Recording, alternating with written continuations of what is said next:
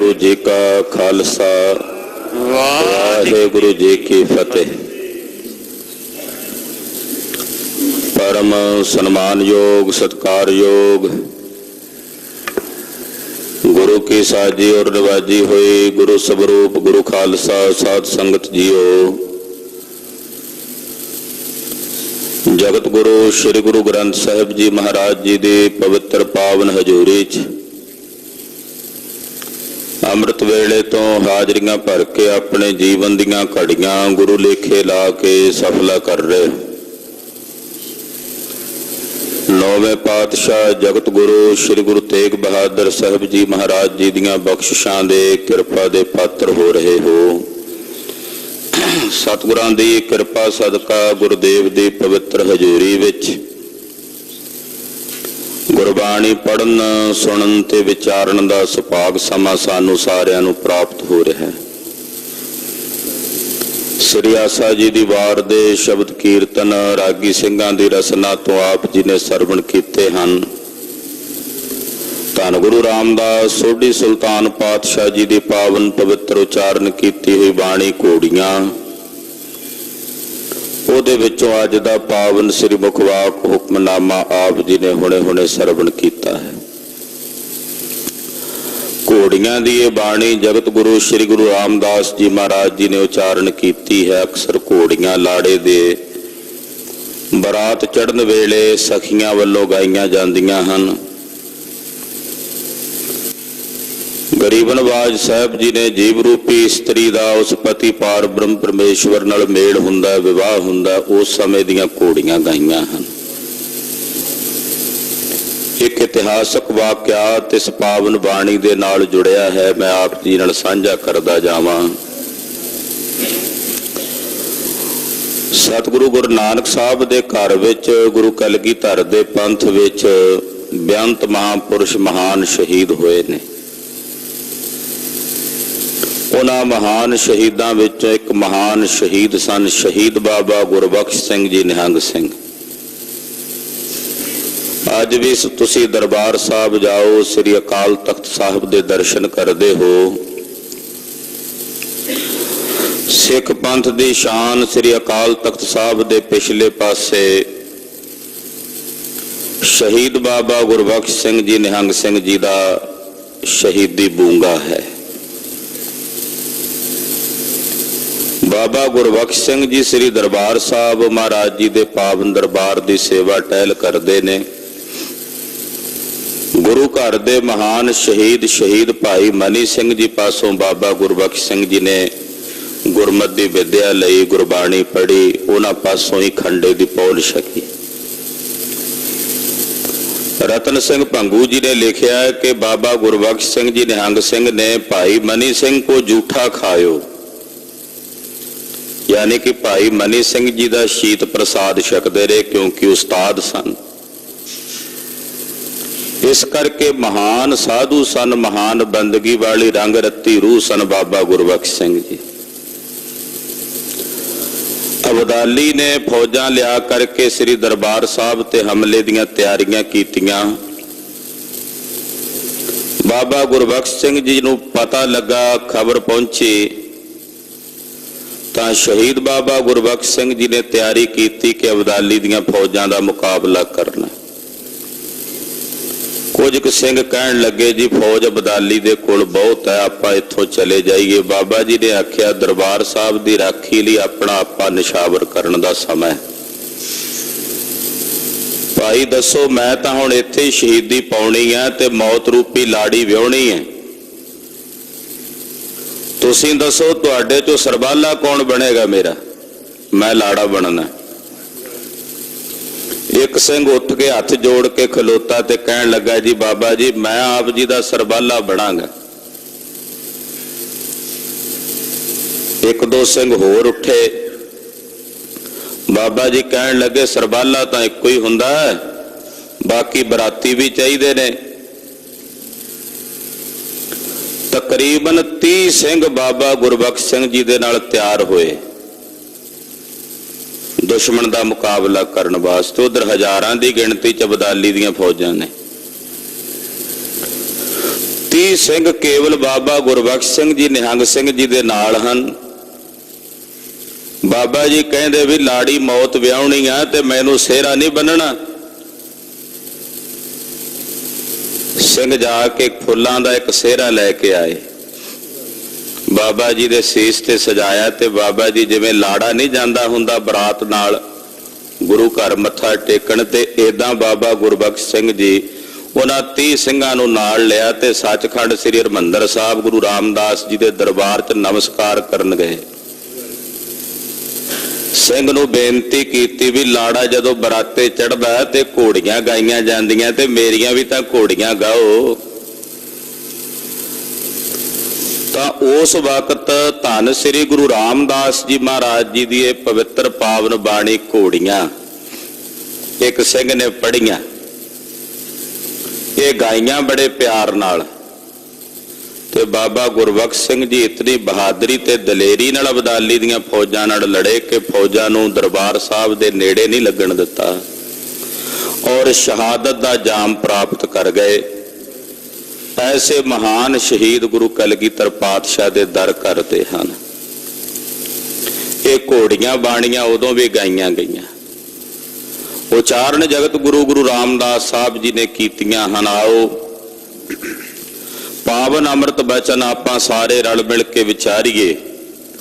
ਚੌਥੇ ਪਾਤਸ਼ਾਹ ਸੋਢੀ ਸੁਲਤਾਨ ਸਤਿਗੁਰੂ ਸ੍ਰੀ ਗੁਰੂ ਰਾਮਦਾਸ ਜੀ ਮਹਾਰਾਜ ਜੀ ਦੇ ਚਰਨਾਂ ਵਿੱਚ ਆਪਣੀ ਹਾਜ਼ਰੀ ਲਵਾਓ ਤੇ ਆਖੋ ਜੀ ਸਤਨਾਮ ਸ੍ਰੀ ਵਾਹਿਗੁਰੂ ਸਾਹਿਬ ਜੀ। ਸਤਨਾਮ ਸ੍ਰੀ ਵਾਹਿਗੁਰੂ ਸਾਹਿਬ ਜੀ। ਵਾਹਿਗੁਰੂ ਸਾਹਿਬ ਜੀ। ਵਡਹੰਸ ਮਹਲਾ ਚੌਥਾ। ਦੇਹ ਤੇ ਜਨੜੀ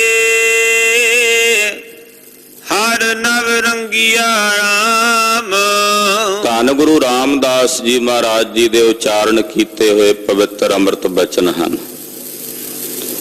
ਦੇਹ ਤੇ ਜਨੜੀ, ਇਹ ਦੇ ਘੋੜੀ ਤੇ ਜਨੜੀ ਕਹਿੰਦੇ ਨੇ ਘੋੜੀ ਨੂੰ। ਆਹ ਸਰੀਰ ਆ ਜਿਹੜੀ ਦੇਹ ਹੈ ਸਾਨੂੰ ਵਾਹਿਗੁਰੂ ਪਰਮੇਸ਼ਰ ਨੇ ਦਿੱਤੀ ਹੈ। ਮਨੁੱਖਾ ਸਰੀਰ ਬੜਾ ਕੀਮਤੀ ਹੈ, ਦੁਰਲਭ ਹੈ। ਇਹ ਘੋੜੀ ਹੈ।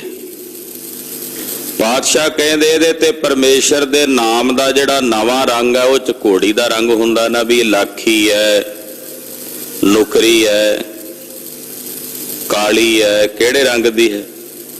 ਕਹਿੰਦੇ ਆ ਜਿਹੜੀ ਸਾਡੀ ਦੇਹ ਰੂਪੀ ਘੋੜੀ ਆ ਇਹਦੇ ਤੇ ਵਾਹਿਗੁਰੂ ਪਰਮੇਸ਼ਰ ਦੇ ਨਾਮ ਦਾ ਨਵਾਂ ਰੰਗ ਚੜਿਆ ਹੋਇਆ, ਨਵ ਰੰਗੀ ਆ। ਇਹ ਨਵਾਂ ਰੰਗ ਹੈ ਕਿਹੜਾ? ਪਰਮੇਸ਼ਰ ਦੇ ਨਾਮ ਦਾ ਨਵਾਂ ਰੰਗ, ਹਰੀ ਦੇ ਨਾਮ ਦਾ ਨਵਾਂ ਰੰਗ। ਉਸ ਦੇਹ ਰੂਪੀ ਨਾਮ ਦੇ ਰੰਗ ਨੂੰ ਨਵਾਂ ਰੰਗ ਲਿਖਿਆ ਸਤਿਗੁਰਾਂ ਨੇ। ਇਹਦੇ ਚ ਬੜਾ ਡੂੰਘਾ ਤਾਤ ਭਰਜ ਹੈ। ਕੋਈ ਵੀ ਰੰਗ ਹੈ ਦੁਨੀਆ ਦਾ, ਉਹ ਰੰਗ ਅਸੀਂ ਕੁਝ ਸਮਾਂ ਸਰੀਰ ਤੇ ਪਾਉਣ ਲੱਗ ਪਈਏ, ਸਹਿਜੇ ਸਹਿਜੇ ਉਹ ਰੰਗ ਸਾਨੂੰ ਅਕਾਉਣ ਲੱਗ ਪੈਂਦਾ, ਪੁਰਾਣਾ ਹੋ ਜਾਂਦਾ, ਉਹ ਜੀਰਨ ਹੋ ਜਾਂਦਾ। ਉਸੇ ਰੰਗ ਦਾ ਫਿਰ ਕੋਈ ਨਵਾਂ ਕੱਪੜਾ ਲੈ ਕੇ ਪਾ ਲਓ, ਇੱਕੋ ਰੰਗ ਜਿਹੜਾ ਉਹ ਮਨੁੱਖ ਦਾ ਮਨ ਕਹਿੰਦਾ ਵੀ ਹੁਣ ਇੱਕੋ ਰੰਗ ਦੇ ਵਿੱਚ ਅੱਕ ਜਾਂਦਾ, ਉਹ ਨਵਾਂ ਰੰਗ ਲੱਭਦਾ।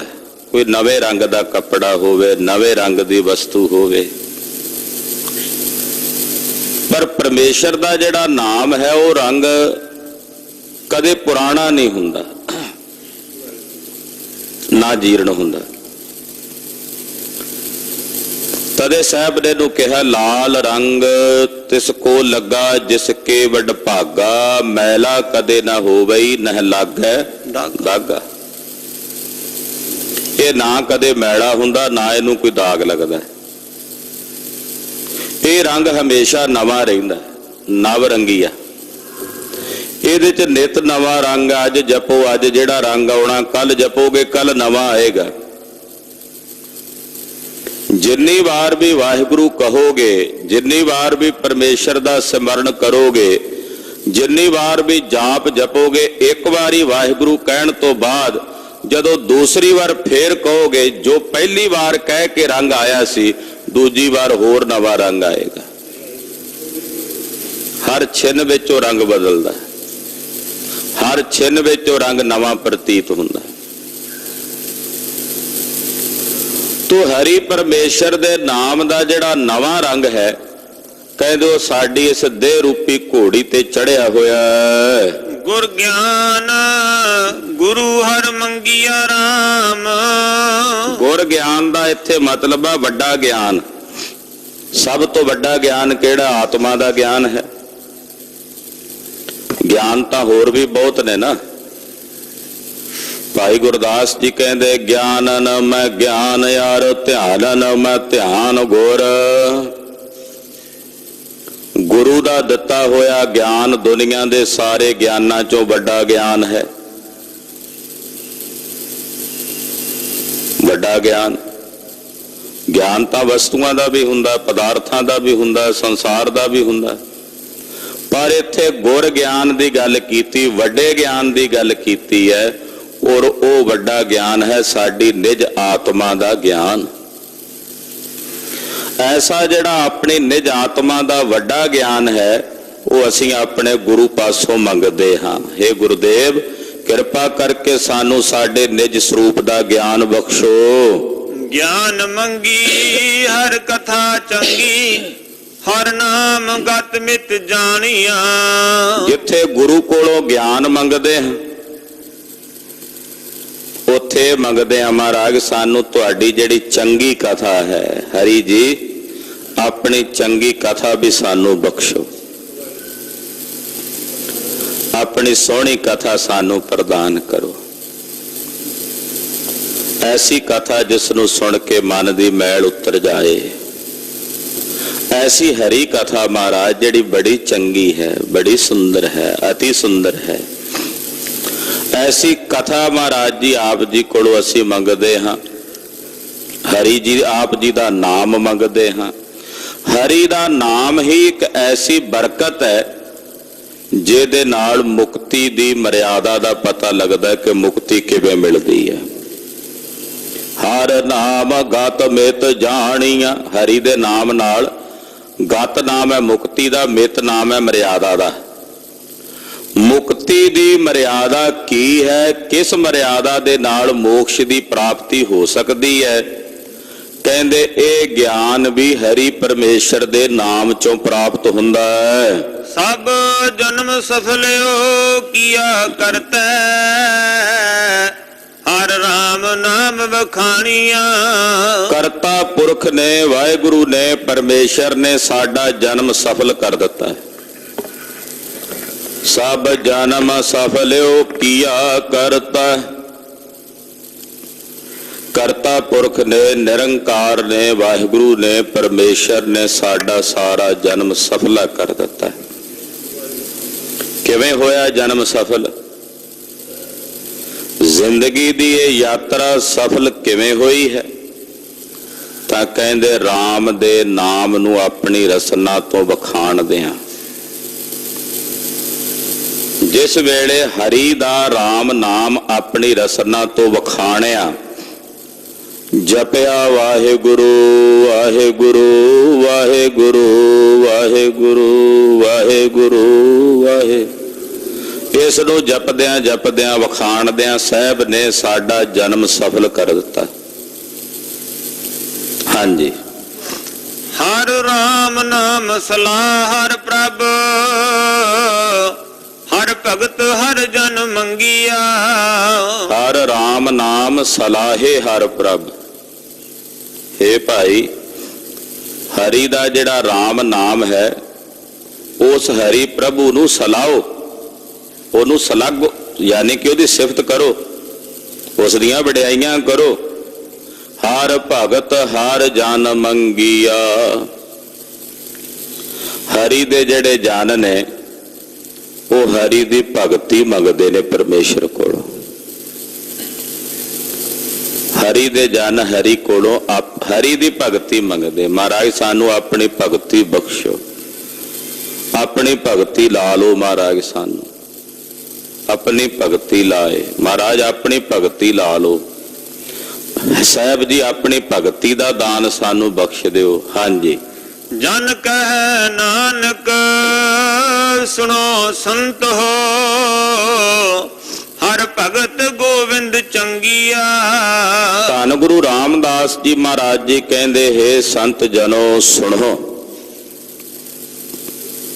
ਹਰੀ ਦੀ ਜਿਹੜੀ ਭਗਤੀ ਹੈ ਗੋਬਿੰਦ ਦੀ, ਉਹੀ ਚੰਗੀ ਹੈ। ਕੋਈ ਪੁੱਛੇ ਕੀ ਚੰਗਾ, ਕੋਈ ਆਖੇ ਜੀ ਆਹ ਕੰਮ ਕਰੋ ਤਾਂ ਚੰਗਾ, ਆਹ ਕੰਮ ਕਰੋ ਤਾਂ ਚੰਗਾ, ਆਹ ਕਰਮ ਕਰੋ ਤਾਂ ਚੰਗਾ। ਪਾਤਸ਼ਾਹ ਕਹਿੰਦੇ ਹਰੀ ਦੀ ਭਗਤੀ ਹੀ ਕਹਿ ਲਈਏ ਸਭ ਤੋਂ ਚੰਗਾ ਕਰਮ ਹੈ। ਹਰ ਭਗਤ ਗੋਵਿੰਦ ਚੰਗੀ ਆ, ਜਾਂ ਏਦਾਂ ਕਹਿ ਲਈਏ ਹਰੀ ਨੂੰ ਕੀ ਚੰਗਾ ਲੱਗਦਾ। ਕਿਸੇ ਨੇ ਪੁੱਛਿਆ ਹਰੀ ਨੂੰ ਕੀ ਚੰਗਾ ਲੱਗਦਾ, ਤਾਂ ਮਹਾਰਾਜ ਜੀ ਕਹਿੰਦੇ ਹਰੀ ਦੀ ਭਗਤੀ ਹੀ ਗੋਬਿੰਦ ਨੂੰ ਚੰਗੀ ਲੱਗਦੀ ਹੈ, ਉਹਦੀ ਭਗਤੀ ਉਹਨੂੰ ਚੰਗੀ ਲੱਗਦੀ ਹੈ। ਉਹ ਆਪਣੀ ਭਗਤੀ ਕਰਨ ਲਈ ਕਈ ਵਾਰ ਆਪ ਖੁਦ ਭਗਤ ਦਾ ਰੂਪ ਧਾਰਨ ਕਰਦਾ, ਉਹਨੂੰ ਇੰਨੀ ਚੰਗੀ ਲੱਗਦੀ ਹੈ ਆਪਣੀ ਭਗਤੀ। ਆਖੋ ਸਤਿਨਾਮ। ਪਰਮੇਸ਼ਵਰ ਕਈ ਵਾਰ ਭਗਤ ਦਾ ਰੂਪ ਧਾਰਨ ਕਰਦਾ, ਭਗਤੀ ਉਹਨੂੰ ਇੰਨੀ ਚੰਗੀ ਲੱਗਦੀ, ਉਸ ਭਗਤੀ ਦਾ ਜਿਹੜਾ ਰਸ ਹੈ, ਉਸ ਭਗਤੀ ਵਿੱਚ ਜਿਹੜਾ ਆਨੰਦ ਹੈ, ਉਹਨੂੰ ਇੰਨਾ ਚੰਗਾ ਲੱਗਦਾ ਵੀ ਖੁਦ ਆਪ ਭਗਤ ਰੂਪ ਹੋ ਕੇ ਆਪਣੀ ਭਗਤੀ ਕਰਦਾ। ਇਤਨੀ ਚੰਗੀ ਹੈ ਉਸ ਨੂੰ ਹਰੀ ਭਗਤੀ। ਸ੍ਰੀ ਗੁਰੂ ਅਮਰਦਾਸ ਤੀਸਰੇ ਪਾਤਸ਼ਾਹ ਜੀ ਇੱਕ ਦਿਨ ਸਿੱਖਾਂ ਕੋਲ ਬੈਠੇ ਉਪਦੇਸ਼ ਦਿੰਦੇ ਆ, ਗੁਰਸਿੱਖੋ ਮੁਕਤੀ ਦੇ 4 ਸਾਧਨ ਹਨ। ਇੱਕ ਹੈ ਵਿਵੇਕ, ਦੂਸਰਾ ਹੈ ਵੈਰਾਗ, ਤੀਸਰਾ ਹੈ ਗਿਆਨ ਤੇ ਚੌਥੀ ਹੈ ਭਗਤੀ।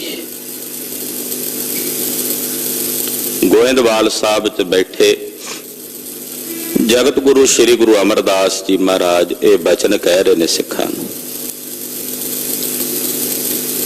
ਵਿਵੇਕ ਨਾਲ ਵੀ ਮੁਕਤੀ ਹੋ ਜਾਂਦੀ ਹੈ, ਵਿਰਾਗ ਨਾਲ ਵੀ ਤੇ ਗਿਆਨ ਨਾਲ ਵੀ ਤੇ ਭਗਤੀ ਨਾਲ ਵੀ। ਪਰ ਭਗਤੀ ਨਾ ਸਾਰਿਆਂ ਤੋਂ ਸ੍ਰੇਸ਼ਟ ਹੈ। ਸਿੱਖਾਂ ਨੇ ਪੁੱਛਿਆ ਮਹਾਰਾਜ ਜੇ ਮੁਕਤੀ ਚਾਰਾਂ ਨਾਲ ਹੀ ਹੋ ਸਕਦੀ ਹੈ ਤੇ ਭਗਤੀ ਸ੍ਰੇਸ਼ਟ ਕਿਉਂ ਹੈ? ਗੁਰਦੇਵ ਨੇ ਬਚਨ ਕੀਤਾ ਗਿਆਨ, ਵਿਵੇਕ ਔਰ ਵੈਰਾਗ ਇਹ ਤਿੰਨੇ ਨਰ ਰੂਪ ਨੇ, ਮਾਇਆ ਇਸਤਰੀ ਹੈ। ਮਾਇਆ ਇਸਤਰੀ ਇਹਨਾਂ ਤਿੰਨਾਂ ਨੂੰ ਭਰਮਾ ਸਕਦੀ ਹੈ। ਗਿਆਨੀ ਵੀ ਭਰਮ ਸਕਦੇ ਨੇ, ਵਿਵੇਕੀ ਵੀ ਭਰਮ ਸਕਦੇ ਨੇ ਤੇ ਜਿਹੜੇ ਵੈਰਾਗੀ ਨੇ ਉਹ ਵੀ ਭਰਮ ਸਕਦੇ ਨੇ। ਮਾਇਆ ਤਿੰਨਾਂ ਨੂੰ ਭਰਮਾ ਸਕਦੀ ਹੈ। ਮਾਇਆ ਇਸਤਰੀ ਹੈ, ਇਸਤਰੀ ਪੁਰਸ਼ ਤੇ ਜ਼ੋਰ ਪਾ ਸਕਦੀ, ਭਰਮਾ ਸਕਦੀ ਹੈ। ਪਰ ਜਿਹੜੀ ਭਗਤੀ ਹੈ ਉਹ ਇਸਤਰੀ ਹੈ ਤੇ ਮਾਇਆ ਵੀ ਇਸਤਰੀ ਹੈ। ਇਸਤਰੀ ਇਸਤਰੀ ਨੂੰ ਨਹੀਂ ਭਰਮਾ ਸਕਦੀ। ਇਸ ਕਰਕੇ ਕਦੇ ਨਹੀਂ ਸੁਣਿਆ ਕਿ ਭਗਤੀ ਕਰਨ ਵਾਲੇ ਭਗਤਾਂ ਨੂੰ ਮਾਇਆ ਨੇ ਭਰਮਾ ਲਿਆ ਹੋਵੇ। ਗਿਆਨੀ ਵੀ ਭਰਮ ਜਾਂਦੇ ਨੇ, ਵੈਰਾਗੀ ਵੀ ਭਰਮ ਜਾਂਦੇ ਨੇ, ਵਿਵੇਕੀ ਵੀ ਭਰਮ ਜਾਂਦੇ ਨੇ, ਪਰ ਜੇ ਭਗਤਾਂ ਤੇ ਆਉਂਦੀ ਹੈ ਤੇ ਭਗਤ ਪਕੜ ਕੇ ਨੱਕਾਂ ਤੋਂ ਕੱਟ ਕੇ, ਕੰਨਾਂ ਤੋਂ ਕੱਟ ਕੇ ਆਪਣੇ ਕੋਲੋਂ ਕੱਢ ਦਿੰਦੇ ਆ। ਨਾਕੋਂ ਕਾਟੀ, ਕਾਨੋਂ ਕਾਟੀ, ਕਾਟ ਕੂਟ ਕੈ ਡਾਰੀ। ਤੋ ਇਸ ਪ੍ਰਕਾਰ ਨਾਲ ਭਗਤੀ ਸ੍ਰੇਸ਼ਟ ਹੈ, ਭਗਤੀ ਸਰਬੋਤ। ਭਗਤ ਸ਼੍ਰੋਮਣ ਜਗਤ ਮੈਂ, ਪਰਮੇਸ਼ਰ ਦੀ ਭਗਤੀ ਇਸ ਜਗਤ ਸ਼੍ਰੋਮਣੀ ਹੈ। ਇਸ ਕਰਕੇ ਪਾਤਸ਼ਾਹ ਕਹਿੰਦੇ ਹਰੀ ਦੀ ਭਗਤੀ ਹੀ ਗੋਬਿੰਦ ਨੂੰ ਚੰਗੀ ਲੱਗਦੀ ਹੈ, ਪਰਮੇਸ਼ਰ ਨੂੰ ਚੰਗੀ ਲੱਗਦੀ ਹੈ। ਹਾਂਜੀ। ਦੇਹ ਕੰਚਨ ਜੀਨ ਸੁਵਰਨਾ ਰਾਮ। ਇਹ ਦੇਹ ਕੰਚਨ ਸੋਨੇ ਦੀ ਕਾਠੀ ਕਹਿ ਲਈਏ ਤਾਂ ਅਤਕਥਨੀ ਨਹੀਂ ਹੈ, ਜਾਂ ਇਸ ਤਰ੍ਹਾਂ ਕਹਿ ਲਈਏ ਵੀ ਪਰਮੇਸ਼ਰ ਦਾ ਜਿਹੜਾ ਨਾਮ ਹੈ ਨਾ ਬੜਾ ਸੁਵੰਨਾ ਸੋਹਣਾ, ਉਹ ਇਸ ਦੇਹ ਰੂਪੀ ਘੋੜੀ ਦੇ ਉੱਤੇ ਸੋਨੇ ਦੀ ਪਾਈ ਹੋਈ ਕਾਠੀ ਹੈ। ਹਾਂਜੀ। ਜੜ ਹਰ ਹਰ ਨਾਮ ਰਤਨਾ ਰਾਮ। ਸੋਨੇ ਦੀ ਉਸ ਕਾਠੀ ਵਿੱਚ ਫਿਰ ਨਾਮ ਦੇ ਹੀ ਕੀਮਤੀ ਰਤਨ ਜੜੇ ਹੋਏ ਨੇ। ਕਹਿੰਦੇ ਉਹ ਇਹਦੇ ਵਿੱਚ ਜੜੋ, ਜਾਂ ਇਸ ਤਰ੍ਹਾਂ ਕਹਿ ਲਈਏ ਵਿਵੇਕ ਵਿਰਾਗ ਦੀ ਕਾਠੀ ਧਾਰਨ ਕਰੋ, ਦੇਹ ਰੂਪੀ ਘੋੜੀ ਤੇ, ਔਰ ਉਹਦੇ ਵਿੱਚ ਨਾਮ ਰੂਪੀ ਕੀਮਤੀ ਰਤਨ ਜਿਹੜੇ ਨੇ ਉਹ ਜੜੋ। ਜੜ ਨਾਮ ਰਤਨ ਗੋਵਿੰਦ ਪਾਇਆ, ਹਰ ਮਿਲੇ ਹਰ ਗੁਣ ਸੁਖ ਕਣੇ। ਜਿਨ੍ਹਾਂ ਨੇ ਨਾਮ ਰੂਪੀ ਰਤਨਾਂ ਨੂੰ ਜੜਿਆ ਹੈ ਆਪਣੇ ਹਿਰਦੇ ਵਿੱਚ, ਉਹਨਾਂ ਨੇ ਗੋਬਿੰਦ ਦੀ ਪ੍ਰਾਪਤੀ ਕੀਤੀ, ਉਹ ਹਰੀ ਨੂੰ ਮਿਲ ਗਏ। ਜਦੋਂ ਹਰੀ ਨੂੰ ਮਿਲੇ ਤੇ ਹਰੀ ਦੇ ਗੁਣ ਮਿਲ ਗਏ, ਤੇ ਜਦੋਂ ਹਰੀ ਦੇ ਗੁਣ ਮਿਲੇ ਤੇ ਫਿਰ ਸੁਖ ਘਣੇ, ਫਿਰ ਘਣੇ ਸੁਖ ਹਿਰਦੇ 'ਚ ਪੈਦਾ ਹੋਏ। ਘਣੇ ਹਰੀ ਨੂੰ ਮਿਲ ਕੇ ਹਰੀ ਦੇ ਗੁਣ ਮਿਲੇ ਤੇ ਹਰੀ ਦੇ ਗੁਣ ਪ੍ਰਾਪਤ ਹੁੰਦਿਆਂ ਘਣੇ ਸੁਖ ਪ੍ਰਾਪਤ ਹੋਏ। ਗੁਰ ਸ਼ਬਦ ਪਾਇਆ, ਹਰ ਨਾਮ ਤੇ ਆਇਆ, ਵਡਭਾਗੀ ਹਰ ਰੰਗ ਹਰ ਬਣੇ। ਜਿਨ੍ਹਾਂ ਨੇ ਗੁਰੂ ਕੇ ਸ਼ਬਦ ਦੀ ਪ੍ਰਾਪਤੀ ਕਰਕੇ, ਉਪਦੇਸ਼ ਦੀ ਪ੍ਰਾਪਤੀ ਕਰਕੇ ਹਰੀ ਦੇ ਨਾਮ ਨੂੰ ਧਿਆਇਆ। ਗੁਰੂ ਨੇ ਉਪਦੇਸ਼ ਦਿੱਤਾ ਵੀ ਸਿੱਖਾ ਨਾਮ ਜਪ, ਨਾਮ ਧਿਆ, ਤੇ ਗੁਰੂ ਦੇ ਉਪਦੇਸ਼ ਨੂੰ ਸੁਣ ਕੇ ਮੰਨ ਕੇ ਜਿਨ੍ਹਾਂ ਨੇ ਨਾਮ ਧਿਆਇਆ ਹੈ, ਕਹਿੰਦੇ ਉਹ ਵੱਡਿਆਂ ਭਾਗਾਂ ਵਾਲੇ ਹਰੀ ਦੇ ਪ੍ਰੇਮ ਦੇ ਰੰਗ ਵਿੱਚ ਆਪਣੇ ਆਪ ਨੂੰ ਰੰਗ ਕੇ ਹਰ ਬਣੇ, ਹਰੀ ਦਾ ਹੀ ਰੂਪ ਬਣ ਗਏ ਨੇ। ਵੱਡ ਭਾਗੀ ਹਰ ਰੰਗ ਹਰ ਬਣੇ, ਉਹ ਵੱਡਿਆਂ ਭਾਗਾਂ ਵਾਲੇ ਹਰੀ ਦੇ ਪ੍ਰੇਮ ਦੇ ਰੰਗ ਵਿੱਚ ਰੰਗੇ ਹੋਏ ਹਰੀ ਬਣ ਗਏ, ਹਰੀ ਦਾ ਹੀ ਰੂਪ ਹੋ ਗਏ, ਪਰਮੇਸ਼ਵਰ ਵਿੱਚ ਹੀ ਇੱਕਮਿਕ ਹੋ ਗਏ। ਹਰ ਮਿਲੇ ਸੁਆਮੀ ਅੰਤਰਜਾਮੀ, ਹਰ ਨਵ ਤਨ ਹਵ ਨਵ ਰੰਗੀਆ। ਹਰੀ ਸੁਆਮੀ ਅਕਾਲ ਪੁਰਖ ਵਾਹਿਗੁਰੂ ਪਰਮੇਸ਼ਰ ਮਿਲ ਗਿਆ, ਜੋ ਸਭ ਦੇ ਅੰਦਰਾਂ ਦੀ ਹਿਰਦਿਆਂ ਦੀ ਜਾਣਨ ਵਾਲਾ ਅੰਤਰਜਾਮੀ ਹੈ। ਹਰੀ ਦਾ ਨਾਮ ਹਰ ਨਵ ਤਨ ਹਰ ਨਵ ਰੰਗੀਆ, ਉਹ ਨਵੇਂ ਤਨ ਵਾਲਾ ਪਰਮੇਸ਼ਰ, ਉਹਦਾ ਨਾਮ ਜੋ ਨਵੇਂ ਰੰਗ ਵਾਲਾ, ਉਹਦੇ ਵਿੱਚ ਅਸੀਂ ਆਪਣੇ ਆਪ ਨੂੰ ਰੰਗ ਲਿਆ। ਨਾਨਕ ਵਖਾਣੈ ਨਾਮ ਜਾਣੈ, ਹਰ ਨਾਮ ਹਰ ਪ੍ਰਭ ਮੰਗੀਆ। ਧੰਨ ਗੁਰੂ ਰਾਮਦਾਸ ਪਾਤਸ਼ਾਹ ਜੀ ਫਰਮਾਉਂਦੇ ਨੇ ਕਿ ਜਿਹੜੇ ਹਰੀ ਦੇ ਨਾਮ ਨੂੰ ਜਾਣਦੇ ਨੇ ਔਰ ਹਰੀ ਦੇ ਨਾਮ ਨੂੰ ਵਖਾਣਦੇ ਨੇ, ਉਹ ਹਰੀ ਪਰਮੇਸ਼ਰ ਦਾ ਨਾਮ ਹੀ ਹਰੀ ਕੋਲੋਂ ਮੰਗਦੇ ਹਨ। ਹਰ ਨਾਮ ਹਰ ਪ੍ਰਭ ਮੰਗੀਆ, ਜਿਨ੍ਹਾਂ ਨੇ ਨਾਮ ਦੀ ਮਹਿਮਾ ਜਾਣ ਲਈ ਹੈ ਨਾ, ਉਹ ਫਿਰ ਨਾਮ ਹੀ ਮੰਗਦੇ ਆ ਪਰਮੇਸ਼ਰ ਕੋਲੋਂ। ਉਹ ਕਹਿੰਦੇ ਹੇ ਵਾਹਿਗੁਰੂ ਆਪਣਾ ਨਾਮ ਦਿਓ, ਮੈਂ ਕਿਆ ਮੰਗੋ ਕਿਛ ਥਿਰ ਨਾ ਰਹਾਈ, ਹਰ ਦੀਜਾ ਨਾਮ ਪਿਆਰੀ ਜੀਓ।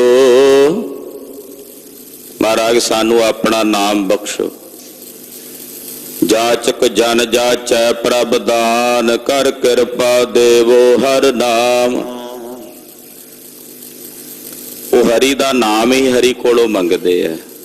हे ਪ੍ਰਭੂ ਜੀ ਕਿਰਪਾ ਕਰਕੇ ਸਾਨੂੰ ਆਪਣੇ ਨਾਮ ਦੀ ਦਾਤ ਬਖਸ਼ੋ। ਕੜਿਆਲ ਮੁਖੇ ਗੁਰ ਅੰਕੁਸ਼ ਪਾਇਆ ਰਾਮ। ਕਹਿੰਦੇ ਜਿਵੇਂ ਇਸ ਦੇਹ ਰੂਪੀ ਘੋੜੀ ਦੇ ਮੂੰਹ ਵਿੱਚ ਤੁਸੀਂ ਗੁਰ ਸ਼ਬਦ ਦਾ ਕੜਿਆਲ ਪਾਇਆ ਨਾ, ਕੜਿਆਲ ਕਹਿੰਦੇ ਨੇ ਲਗਾਮ ਨੂੰ, ਕੰਡਿਆਲਾ ਕਹਿ ਦਿੰਦੇ, ਕੰਡਿਆਲਾ ਲਗਾਮ। ਕਹਿੰਦੇ ਗੁਰੂ ਦੇ ਸ਼ਬਦ ਦਾ ਕੜਿਆਲ ਇਹ ਜਿਹੜਾ ਅਸੀਂ ਆਪਣੇ ਮੁਖ ਵਿੱਚ ਪਾਇਆ, ਕਹਿੰਦੇ ਜਿਵੇਂ ਇਹ ਆਪਣੇ ਮੁਖ ਦੇ ਵਿੱਚ ਗੁਰ ਸ਼ਬਦ ਦਾ ਕੜਿਆਲ ਪਾਇਆ ਹੋਇਆ ਤੇ ਇਹ ਦੇਹ ਰੂਪੀ ਘੋੜੀ ਕਾਬੂ ਵਿੱਚ ਹੈ। ਮਨ ਮੈਗਲ ਗੁਰ ਸ਼ਬਦ ਵਸ ਆਇਆ ਰਾਮ। ਇਸੇ ਤਰ੍ਹਾਂ ਜਿਹੜਾ ਇਹ ਮਨ ਹੈ ਇਹ ਹਾਥੀ ਹੈ।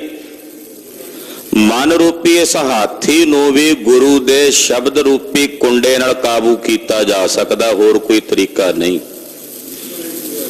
ਜਿਵੇਂ ਦੇਹ ਰੂਪੀ ਘੋੜੀ ਨੂੰ, ਕਿਸੇ ਵੀ ਘੋੜੀ ਨੂੰ ਕਾਬੂ ਕਰਨ ਲਈ ਉਹਦੇ ਮੂੰਹ 'ਚ ਕੰਡਿਆਲਾ ਪਾਣਾ ਪੈਂਦਾ ਨਾ, ਲਗਾਮ। ਇਸੇ ਤਰ੍ਹਾਂ ਇਸ ਮਨ ਰੂਪੀ ਹਾਥੀ ਨੂੰ ਵਸ ਕਰਨ ਵਾਸਤੇ ਗੁਰੂ ਦਾ ਸ਼ਬਦ ਚਾਹੀਦਾ।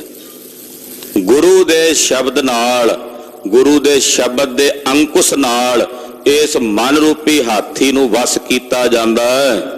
ਮਨ ਵਸਗਤ ਆਇਆ ਭਰਮ ਪਦ ਪਾਇਆ ਸਾਤਨ ਕੰਤ ਪਿਆਰੀ। ਮਨ ਵਾਸਗਾ ਤੇ ਆਇਆ, ਜਿਨ੍ਹਾਂ ਦਾ ਮਨ ਉਹਨਾਂ ਦੇ ਵਸ ਵਿੱਚ ਆ ਗਿਆ, ਜਿਨ੍ਹਾਂ ਨੇ ਮਨ ਦੀ ਚਾਲ ਨੂੰ ਆਪਣੇ ਵਸ ਵਿੱਚ ਕਰ ਲਿਆ। ਬੜਾ ਔਖਾ ਕੰਮ ਹੈ ਮਨ ਨੂੰ ਵਸ ਵਿੱਚ ਕਰਨਾ, ਇਹ ਕੋਈ ਸੌਖਾ ਕੰਮ ਨਹੀਂ ਹੈ। ਗੁਰੂ ਕਿਰਪਾ ਜਿਨ੍ਹਾਂ ਤੇ ਹੋਈ ਉਹਨਾਂ ਮਨ ਵਸ ਕੀਤਾ ਹੈ,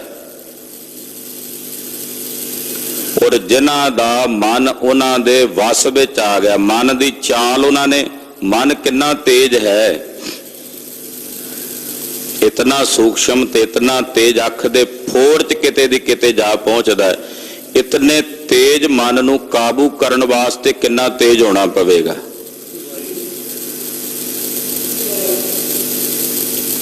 ਤੇ ਮਨ ਜਦੋਂ ਵਸ ਆ ਜਾਏ ਤਾਂ ਪਾਤਸ਼ਾਹ ਕਹਿੰਦੇ ਫਿਰ ਪਰਮ ਪਦਵੀ ਦੀ ਪ੍ਰਾਪਤੀ ਹੋ ਜਾਂਦੀ ਹੈ।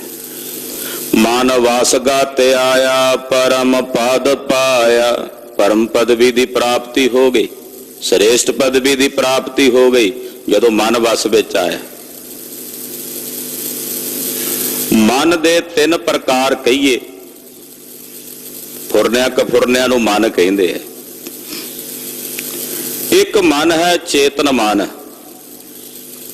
ਦੂਸਰਾ ਹੈ ਅਰਧ ਚੇਤਨ ਮਨ, ਤੇ ਤੀਸਰਾ ਹੈ ਅਵਚੇਤਨ। ਚੇਤਨ, ਅਰਧ ਚੇਤਨ ਔਰ ਅਵਚੇਤਨ, ਇਹ ਮਨ ਦੀਆਂ ਤਿੰਨ ਪਰਤਾਂ ਕਹਿ ਸਕਦੇ। ਚੇਤਨ ਮਨ ਚ ਆਪਾਂ ਸਾਰੇ ਰਹਿੰਦੇ ਆ, ਕੋਈ ਸਾਹਮਣੇ ਨਜ਼ਰ ਆਇਆ ਆਪਾਂ ਆਖਿਆ ਫੁੱਲਾਂ ਦਾ ਗੁਲਦਸਤਾ ਹੈ, ਕੋਈ ਬੰਦਾ ਸਾਹਮਣੇ ਦਿਸਿਆ ਪਛਾਣ ਲਿਆ ਵੀ ਫਲਾਣਾ ਸਿਉ ਹੈ। ਚੇਤਨ ਮਨ ਸਾਡਾ ਸਾਰੀਆਂ ਚੀਜ਼ਾਂ ਦੇ ਗਿਆਨ ਨੂੰ ਆਪਣੇ ਵਿੱਚ ਸੰਭਾਲ ਕੇ ਰੱਖਦਾ ਹੈ। ਦੂਸਰਾ ਜੋ ਅਰਧ ਚੇਤਨ ਮਨ ਹੈ, ਕਈ ਵਾਰ ਉਹਦੇ ਵਿੱਚ ਵੀ ਅਸੀਂ ਚੁੱਭੀ ਲਾਉਂਦੇ ਹਾਂ। ਕੋਈ ਬੰਦਾ ਦਿਸਿਆ, ਚਿਰਬਾ ਦਿਸਿਆ, ਅਸੀਂ ਪਛਾਣਦੇ ਹਾਂ, ਜ਼ੋਰ ਪਾਉਂਦੇ ਹਾਂ ਵੀ ਕੌਣ ਹੈ, ਕਿੱਥੇ ਵੇਖਿਆ, ਕਿੱਥੇ ਮਿਲਿਆ, ਇਹਦਾ ਕੀ ਨਾਂ ਹੈ, ਮੂੰਹ ਅੱਗੇ ਫਿਰਦਾ ਹੈ, ਪਤਾ ਵੀ ਇਹਦਾ ਨਾਂ ਕੀ ਹੈ। ਥੋੜਾ ਜਿਹਾ ਡੂੰਘਾ ਜਿਹਾ ਚੁੱਭਾ ਜਿਹਾ ਮਾਰਦੇ ਆ ਉਸ ਅਰਧ ਚੇਤਨ ਮਨ ਦੇ ਵਿੱਚ ਤੇ ਕਹਿੰਦੇ ਹਾਂ ਇਹ ਤਾਂ ਫਲਾਣਾ ਸਿਉ ਹੈ। ਚੇਤਨ ਮਨ ਨੇ ਜੋ ਸਾਹਮਣੇ ਵੇਖਿਆ ਇੱਕਦਮ ਪਛਾਣ ਲਿਆ ਵੀ ਆਹ ਫਲਾਣਾ ਹੈ, ਅਮਕਾ ਹੈ, ਰਿਸ਼ਤੇਦਾਰ ਆ ਹੈ।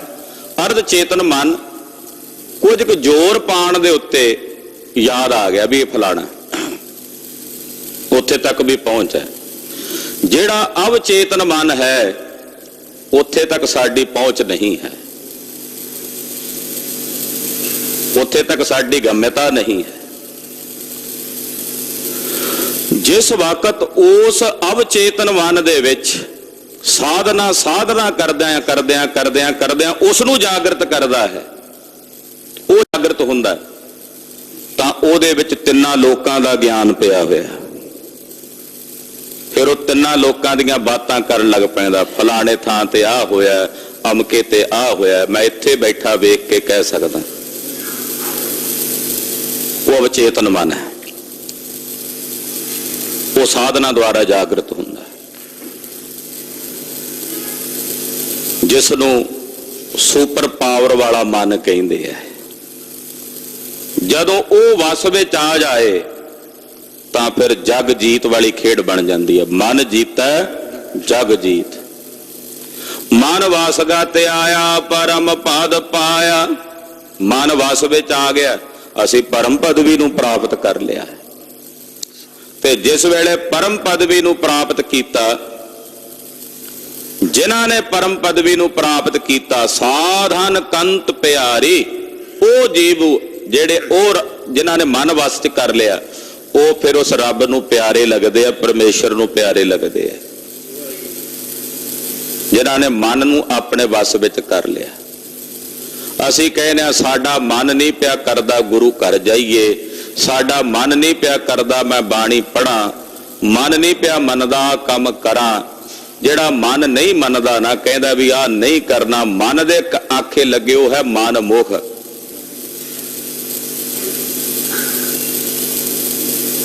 ਇੱਕ ਬੜਾ ਸੋਹਣਾ ਕਥਨ ਕਿਸੇ ਦਾ ਲਿਖਿਆ ਪੜਿਆ, ਉਹ ਕਹਿੰਦਾ ਨਿਤਨੇਮ ਨਾ ਕਰਨਾ ਜਾਂ ਕਰਨਾ ਮਨ ਦੀ ਮਰਜ਼ੀ ਨਹੀਂ ਹੈ। ਨਿਤਨੇਮ ਕਰਨਾ ਜਾਂ ਨਾ ਕਰਨਾ ਮਨ ਦੀ ਮਰਜ਼ੀ ਨਹੀਂ ਹੈ, ਇਹ ਗੁਰੂ का ਹੁਕਮ है। ਕਈ ਨਾ ਮਨ ਮੰਨਿਆ ਨਹੀਂ ਜੀ, ਨਿਤਨੇਮ ਨੂੰ ਕੀਤਾ ਨਹੀਂ ਜੀ, ਅੱਜ ਮਨ ਨਹੀਂ ਮੰਨਿਆ। ਕਹਿੰਦੇ ਮਨ ਦੀ ਮਰਜ਼ੀ ਨਹੀਂ ਹੈ ਨਿਤਨੇਮ ਕਰਨਾ ਜਾਂ ਨਾ ਕਰਨਾ, ਇਹ ਗੁਰੂ का ਹੁਕਮ है। ਹੁਕਮ ਕਰਨਾ ਹੀ ਕਰਨਾ। ਤੇ ਜਿਨ੍ਹਾਂ ਦਾ ਮਨ ਵਸ ਵਿੱਚ ਆ ਗਿਆ ਗੁਰੂ ਹੁਕਮ ਦੁਆਰਾ, ਗੁਰੂ ਕੀ ਆਗਿਆ ਦੁਆਰਾ, ਕਹਿੰਦੇ ਉਹੀ ਉਸ ਹਰੀ ਵਾਹਿਗੁਰੂ ਪਰਮੇਸ਼ਰ ਨੂੰ ਪਿਆਰੇ ਲੱਗਦੇ ਹਨ। ਅੰਤਰ ਪ੍ਰੇਮ ਲੱਗਾ ਹਰ ਸੇਤੀ, ਘਰ ਸੋ ਹੈ ਹਰ ਪ੍ਰਭ ਨਾਰੀ। ਜਿਨ੍ਹਾਂ ਦੇ ਅੰਦਰ ਵਾਹਿਗੁਰੂ ਪਰਮੇਸ਼ਰ ਦਾ ਪ੍ਰੇਮ ਲੱਗਾ ਹੈ, ਅੰਤਰ ਪ੍ਰੇਮ ਲੱਗਾ ਹਰ ਸੇਤੀ, ਹਰੀ ਨਾਲ ਪ੍ਰੇਮ ਲੱਗਾ ਜਿਨ੍ਹਾਂ ਦੇ ਮਨ ਵਿੱਚ, ਜਿਨ੍ਹਾਂ ਦੇ ਹਿਰਦੇ 'ਚ ਪਰਮੇਸ਼ਰ ਦਾ ਪ੍ਰੇਮ ਲੱਗਾ ਹੈ। ਘਰ ਸੋ ਹੈ ਹਰ ਪ੍ਰਭ ਨਾਰੀ, ਜਿਨ੍ਹਾਂ ਦੇ ਹਿਰਦੇ 'ਚ ਵਾਹਿਗੁਰੂ ਦਾ ਪਰਮੇਸ਼ਰ ਦਾ ਪ੍ਰੇਮ ਲੱਗਾ ਹੈ, ਕਹਿੰਦੇ ਉਹ ਫਿਰ ਪਰਮੇਸ਼ਰ ਦੇ ਘਰ ਦੇ ਵਿੱਚ ਸ਼ੋਭਨੀਕ ਹੋਣ ਲੱਗ ਪੈਂਦੇ ਆ। ਵਾਹਿਗੁਰੂ ਦੇ ਘਰ ਦੇ ਵਿੱਚ ਉਹ ਸ਼ੋਭਦੇ ਹਨ। ਹਰ ਰੰਗ ਰਾਤੀ ਸਹਜੇ ਮਾਤੀ, ਹਰ ਪ੍ਰਭ ਹਰ ਹਰ ਪਾਇਆ। ਜਿਹੜੇ ਹਰੀ ਦੇ ਰੰਗ ਵਿੱਚ ਰਤੇ ਗਏ ਨੇ ਉਹ ਸਹਿਜ ਵਿੱਚ ਮਾਤੀ ਮਸਤ ਹੋ ਗਏ ਨੇ। ਹਰ ਪ੍ਰਭ ਹਰ ਹਰ ਪਾਇਆ, ਉਹਨਾਂ ਨੇ ਹਰੀ ਪ੍ਰਭੂ ਨੂੰ ਹਰ ਹਰ ਕਰਦਿਆਂ ਪ੍ਰਾਪਤ ਕਰ ਲਿਆ। ਨਾਨਕ ਜਨ ਹਰ ਦਾਸ ਕਹਿਤ ਹੈ, ਵੱਡ ਭਾਗੀ ਹਰ ਹਰ ਧਿਆਇਆ। ਸੋਢੀ ਸੁਲਤਾਨ ਜਗਤ ਗੁਰੂ ਸ੍ਰੀ ਗੁਰੂ ਰਾਮਦਾਸ ਜੀ ਮਹਾਰਾਜ ਫਰਮਾਉਂਦੇ ਹਨ ਕਿ ਜਿਹੜੇ ਵੱਡੇ ਭਾਗਾਂ ਵਾਲੇ ਨੇ ਉਹੀ ਹਰੀ ਨੂੰ ਧਿਆਉਂਦੇ ਆ। ਜਾਨ ਨਾਨਕ ਜਾਨ ਹਰ ਦਾਸ ਕਹਿਤ ਹੈ। ਹਰੀ ਦੇ ਦਾਸ ਜੀ ਧੰਨ ਗੁਰੂ ਰਾਮਦਾਸ ਜੀ ਆਪਣੇ ਆਪ ਨੂੰ ਵਾਹਿਗੁਰੂ ਦਾ ਦਾਸ ਲਿਖਿਆ ਹੈ, ਆਪ ਰੱਬ, ਫਿਰ ਵੀ ਰੱਬ ਦਾ ਦਾਸ ਕਹਾਉਂਦੇ ਨੇ। ਇਹੀ ਤਾਂ ਗੁਰੂ ਰਾਮਦਾਸ ਜੀ ਦੀ ਵਡਿਆਈ ਹੈ। ਖੁਦ ਰਾਮ ਹੋ ਕੇ, ਖੁਦ ਆਪ ਪਰਮੇਸ਼ਵਰ ਹੋ ਕੇ ਪਰਮੇਸ਼ਵਰ ਦੇ ਦਾਸ ਕਹਾਉਂਦੇ ਹਨ।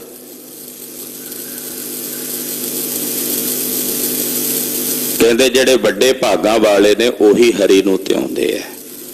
ਵੱਡ ਭਾਗੀ ਹਰ ਹਰ ਧਿਆਇਆ, ਵੱਡਿਆਂ ਭਾਗਾਂ ਵਾਲੇ ਜਪਦੇ ਨੇ, ਵੱਡਿਆਂ ਭਾਗਾਂ ਵਾਲੇ ਆਰਾਧਦੇ ਨੇ। ਸਤਿਨਾਮ ਵਾਹਿਗੁਰੂ, ਸਤਿਨਾਮ ਵਾਹਿਗੁਰੂ, ਨਾਮ ਵਾਹਿਗੁਰੂ, ਸਤਿਨਾਮ ਵਾਹਿਗੁਰੂ, ਸਤਿਨਾਮ ਵਾਹਿਗੁਰੂ, ਸਤਿਨਾਮ ਵਾਹਿਗੁਰੂ, ਸਤਿਨਾਮ ਵਾਹਿਗੁਰੂ, ਸਤਿਨਾਮ ਵਾਹਿਗੁਰੂ। ਵਡ ਭਾਗੇ ਹਰ ਹਰ ਧਿਆਇਆ, ਵਡ ਭਾਗੇ ਹਰ ਹਰ ਧਿਆਇਆ। ਭਾਗੀ ਹਰ ਹਰ ਧਿਆਇਆ, ਵੱਡ ਭਾਗੀ ਹਰ ਹਰ ਧਿਆਇਆ। ਵਡ ਭਾਗੇ ਹਰ ਹਰ ਧਿਆਇਆ, ਵਡ ਭਾਗੇ ਹਰ ਹਰ ਧਿਆਇਆ। ਭਾਗੀ ਹਰ ਹਰ ਧਿਆਇਆ, ਵੱਡ ਭਾਗੀ ਹਰ ਹਰ ਧਿਆਇਆ। ਜਿਨ੍ਹਾਂ ਦੇ ਵੱਡੇ ਭਾਗ ਨੇ ਉਹੀ ਉਸ ਹਰੀ ਨੂੰ ਧਿਆਉਂਦੇ ਆ, ਆਰਾਧਦੇ ਹਨ। ਦੇਹ ਘੋੜੀ ਜੀ ਜਿਤ ਹਰ ਪਾਇਆ ਰਾਮ। ਏਦਾਂ ਕਹਿ ਲਈਏ ਵੀ ਇਹ ਦੇਹ ਘੋੜੀ, ਇਹਦੇ ਤੇ ਸਵਾਰ ਹੋ ਕੇ ਆਪਣੇ ਸਫ਼ਰ ਤੇ ਨਿਕਲੇ ਹਾਂ। ਇਹ ਪੰਧ ਮੁੱਕਦਾ ਉੱਥੇ ਜਾ ਕੇ ਜਿੱਥੇ ਪਰਮੇਸ਼ਰ ਦਾ ਸਰੂਪ ਹੈ।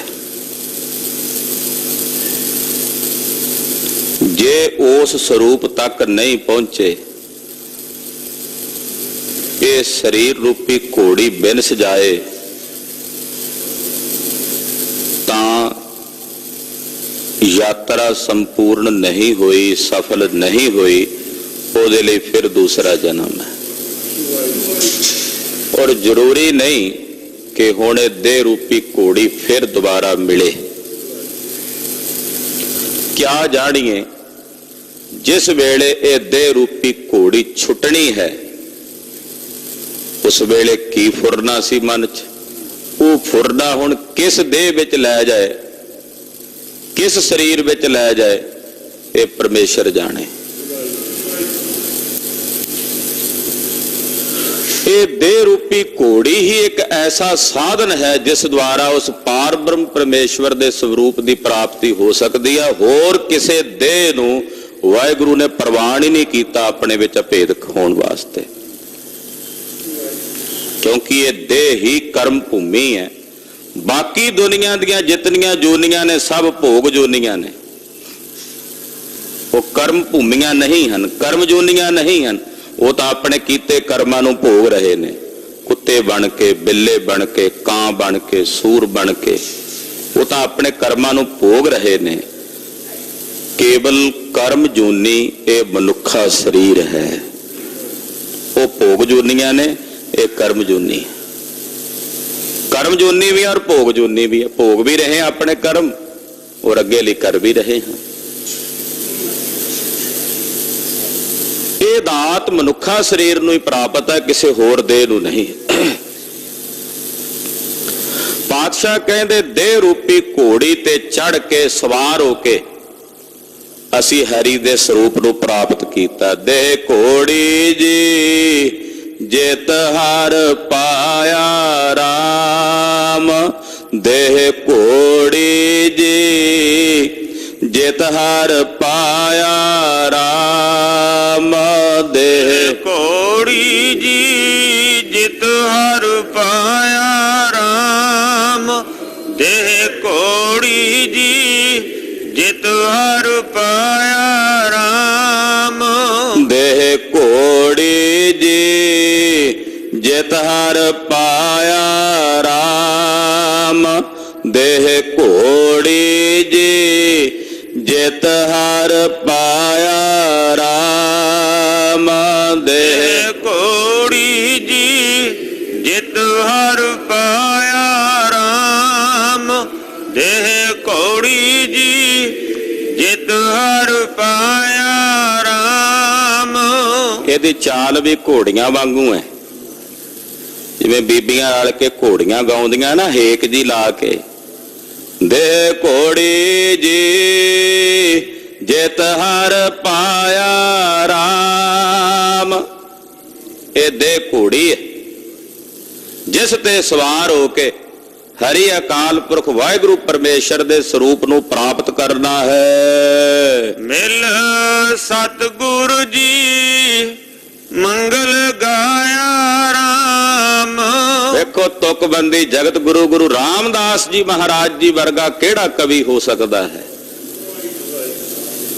ਫਿਰ ਕਹਿੰਦੇ ਆ ਮਿਲ ਸਤਿਗੁਰ ਜੀ ਮੰਗਲ ਗਾਇਆ ਰਾਮ। ਸਤਿਗੁਰਾਂ ਨਾਲ ਮਿਲ ਕੇ, ਸਤਿਗੁਰੂ ਜੀ ਦੇ ਨਾਲ ਮਿਲਾਪ ਕਰਕੇ, ਗੁਰੂ ਨਾਲ ਮਿਲ ਕੇ ਅਸੀਂ ਹਰੀ ਪ੍ਰਭੂ ਦੇ ਪਰਮੇਸ਼ਰ ਦੇ ਮੰਗਲ ਗਾਏ ਹਨ। ਆ ਮੰਗਲ ਹੀ ਗਾ ਰਹੇ ਆ ਨਾ ਪਰਮੇਸ਼ਰ ਦੇ। ਇਹ ਮੰਗਲ ਨੇ ਕਿਹਦੇ ਨਾਲ ਮਿਲ ਕੇ ਗਾ ਰਹੇ ਆ? ਧੰਨ ਸ੍ਰੀ ਗੁਰੂ ਗ੍ਰੰਥ ਸਾਹਿਬ ਜੀ ਦੇ ਨਾਲ ਮਿਲ ਕੇ ਗਾ ਰਹੇ ਆ। ਸਤਿਗੁਰਾਂ ਨਾਲ ਮਿਲ ਕੇ ਅਸੀਂ ਹਰੀ ਵਾਹਿਗੁਰੂ ਪਾਰ ਬ੍ਰਹਮ ਪਰਮੇਸ਼ਰ ਦੇ ਮੰਗਲ ਗਾਏ। ਮੰਗਲ ਦਾ ਮਤਲਬ ਉਹਦੀਆਂ ਸਿਫਤਾਂ ਗਾਈਆਂ ਹਨ, ਉਹਦਾ ਜਸ ਗਾਇਆ ਹੈ। ਜਿਸ ਨੇ ਇੰਨਾ ਕੁਝ ਦਿੱਤਾ, ਜਿਸ ਨੇ ਆ ਮਨੁੱਖਾ ਸਰੀਰ ਦਿੱਤਾ, ਉਸ ਨਿਰੰਕਾਰ ਵਾਹਿਗੁਰੂ ਪਾਰ ਬ੍ਰਹਮ ਪਰਮੇਸ਼ਵਰ ਦੇ ਅਕਾਲ ਪੁਰਖ ਦੇ ਮੰਗਲ ਜਿਹੜੇ ਹਨ ਉਹ ਸਤਿਗੁਰਾਂ ਨਾਲ ਮਿਲ ਕੇ ਗਾਏ ਹਨ। ਹਰ ਗਾਏ ਮੰਗਲ ਰਾਮ ਨਾਮ, ਹਰ ਸੇਵ ਸੇਵਕ ਸੇਵਕੀ। ਹਰੀ ਵਾਹਿਗੁਰੂ ਪਰਮੇਸ਼ਰ ਦੇ ਅਸੀਂ ਗੁਣ ਗਾਏ ਨੇ, ਉਹਦੇ ਮੰਗਲ ਗਾਏ ਨੇ, RAM ਦੇ ਨਾਮ ਦੇ ਮੰਗਲ ਗਾਏ ਨੇ, ਔਰ ਹਰੀ ਦੇ ਸੇਵਕ ਬਣ ਕੇ ਅਸੀਂ ਹਰੀ ਦੀ ਸੇਵਾ ਕੀਤੀ ਹੈ। हे ਭਾਈ, ਸੇਵਕ ਬਣ ਕੇ ਸੇਵਾ ਕਰੋ। ਹਰ ਸੇਵ ਸੇਵਕ ਸੇਵਕੀ। ਸੇਵਕ ਬਣ ਕੇ ਹਰੀ ਦੀ ਸੇਵਾ ਕੀਤੀ। ਸੇਵਕੀ ਸੇਵਾ ਕੀਤੀ ਹੈ। ਸੇਵਾ ਕਰੋ ਭਾਈ, ਸੇਵਕ ਬਣ ਕੇ ਕਰੋ, ਮਾਲਕ ਬਣ ਕੇ ਨਹੀਂ। ਉਹ ਨਾ ਵੀ ਤੂੰ ਨਹੀਂ ਇਹ ਕਰਮ ਕਰਨਾ, ਮੈਂ ਕਰਨਾ। ਦਾਅਵੇਦਾਰ ਬਣ ਕੇ ਨਹੀਂ। ਸੇਵਾ ਕਰਨ ਵਿੱਚ ਦਾਵਾ ਨਹੀਂ ਹੋਣਾ ਚਾਹੀਦਾ, ਮੈਂ ਕਰਨਾ, ਮੇਰੇ ਇਲਾਵਾ ਨਹੀਂ ਤੂੰ ਕੋਈ ਦੂਜਾ ਕਰ ਸਕਦਾ। ਸੇਵਾ ਕਰਨ ਵੇਲੇ ਸੇਵਕ ਬਣਨਾ, ਸੇਵਕ ਬਣ ਕੇ ਸੇਵਾ ਹੋਣੀ ਹੈ। ਜੇ ਕੋਈ ਦਾਵਾ ਕਰਕੇ ਕਹੇ ਵੀ ਮੈਂ ਹੀ ਕੀਤਾ, ਮੈਂ ਹੀ ਕਰਨਾ, ਉਹ ਸੇਵਾ ਨਹੀਂ ਹੈ। ਸੇਵਕ ਬਣ ਕੇ ਸੇਵਾ ਕਰਨੀ। ਬੜਾ ਔਖਾ ਸੇਵਕ ਬਣਨਾ। ਕਹਿ ਦਿੰਦੇ ਆ ਜੀ ਮੈਂ ਤੁਹਾਡਾ ਦਾਸ ਹਾਂ, ਗੱਲਾਂ ਬਾਤਾਂ ਨਾਲ ਬੜੀਆਂ ਗੱਲਾਂ ਕਰ ਲੈਂਦੇ ਆ ਜੀ, ਮੈਂ ਤਾਂ ਸੇਵਕ ਹਾਂ, ਮੈਂ ਤਾਂ ਦਾਸ ਹਾਂ। ਪਰ ਉਹ ਦਾਸ ਬਣਨਾ, ਸੇਵਕ ਬਣਨਾ ਬੜੀ ਪਰੇ ਦੀ ਘਾਟੀ ਹੈ। ਉੱਥੇ ਤਾਂ ਆਪਾਂ ਜਣਾਇਆ ਹੀ ਨਹੀਂ ਜਾਂਦਾ, ਉੱਥੇ ਤਾਂ ਮੈਂ ਨਹੀਂ ਜਣਾਈ ਜਾਂਦੀ, ਮੈਂ ਕੁਝ ਹਾਂ। ਉੱਥੇ ਤਾਂ ਆਪਣੀ ਹਸਤੀ ਮਿਟਾਣੀ ਪੈਂਦੀ ਆ, ਵਜੂਦ ਮਿਟਾਣਾ ਪੈਂਦਾ ਵੀ ਮੈਂ ਕੱਖ ਨਹੀਂ ਹਾਂ, ਕੁਝ ਵੀ ਨਹੀਂ ਹਾਂ।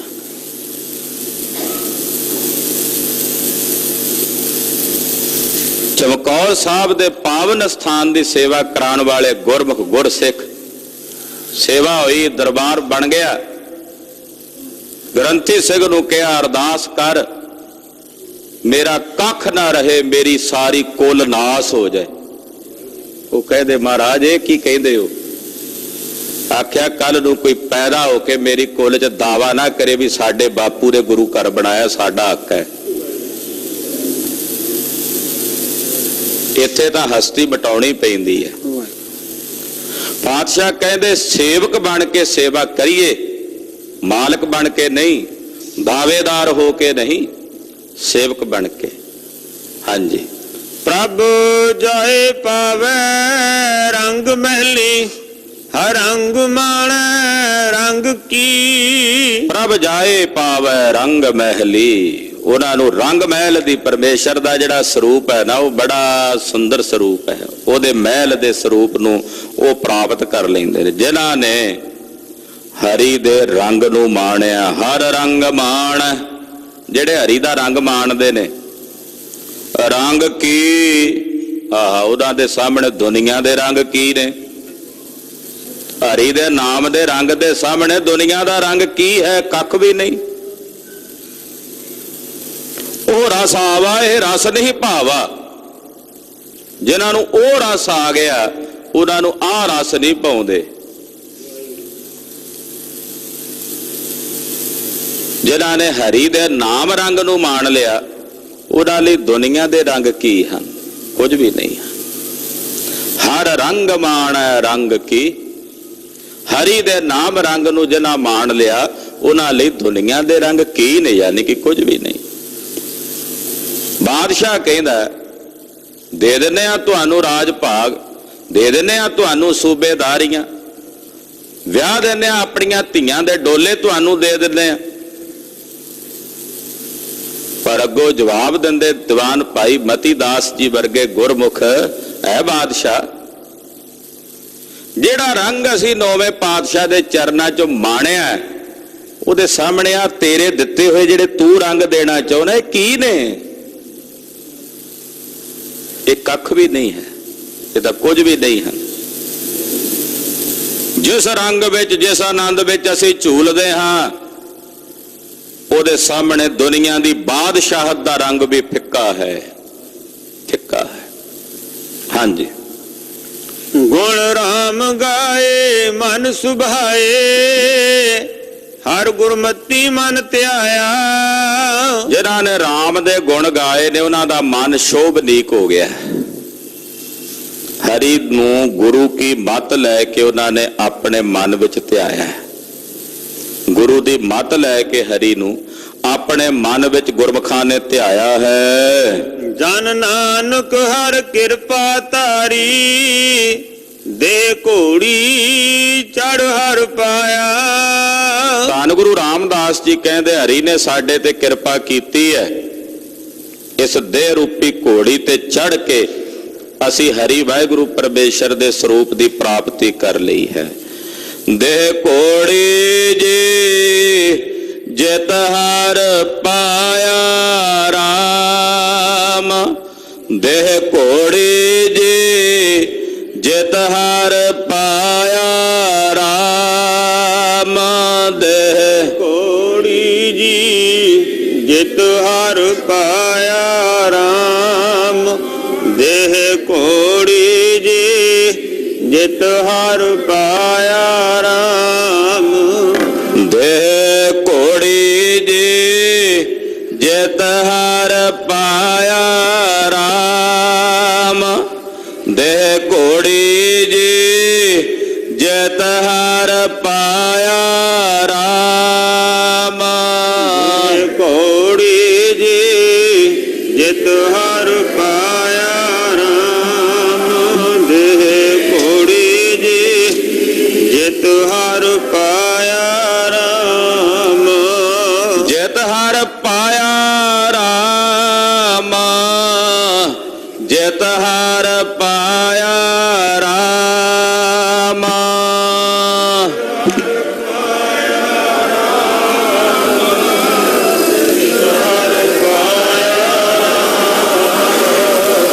ਜਿਤ ਹਰ ਪਾਇਆ ਰਾਮ, ਜਿਤ ਹਰ ਪਾਇਆ ਰਾਮ,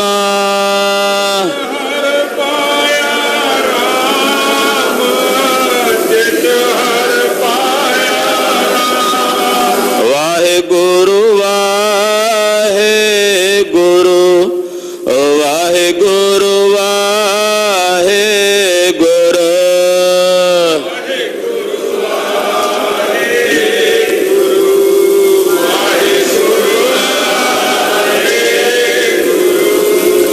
ਵਾਹਿਗੁਰੂ ਵਾਹਿਗੁਰੂ ਵਾਹਿਗੁਰੂ ਵਾਹਿਗੁਰੂ,